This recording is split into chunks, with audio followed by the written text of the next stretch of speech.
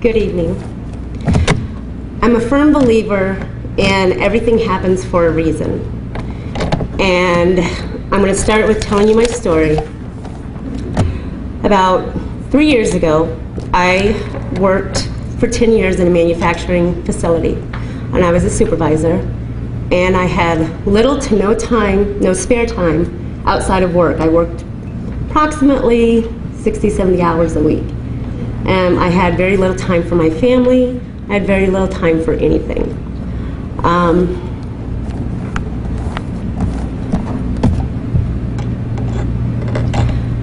Making a decision to come back to school was because I was a displaced worker. And it was a blessing in disguise because I wasn't a happy person. My family started to hate me, and I started to hate myself. So I decided I want to go back to school. I want to be a role model for my children because I was telling them how important education was. And like I said, the decision was easy, but I just wish the journey was as easy as that decision.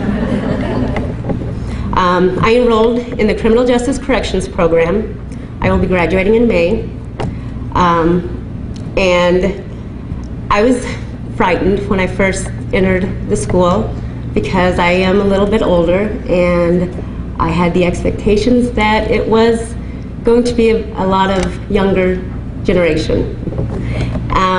However, it wasn't like that at all at the technical college. It was, as Brittany was saying, I felt like home. I got involved in a lot of the activities. I was part of the NTO program, still am. I also got involved in our corrections club, and the first semester, second semester, I signed up for the secretary, and I now am the president of the corrections club, and I help organize a bunch of community events. The most recent was our toy drive. We did a toy drive in December, and that was a huge success. And that went out to not only our community in Wisconsin Rapids, but it went out to the Adams community and Marshfield community as well. So, I mean, things like that couldn't happen without everyone playing a part. My experiences over the past 2 years have been monumental. I have made friends with people that I know will continue well past graduation.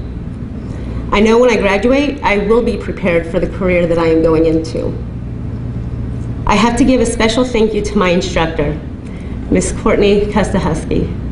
Without her, I don't think that I would have risen to the full potential that I am right now. Her constant encouragement and just that drive that she has helped me. And again, I'm very grateful to have had her teach me. I want to say thank you so much to Mr. Robert W. Baird and company for putting on such a wonderful banquet, but also for the contribution.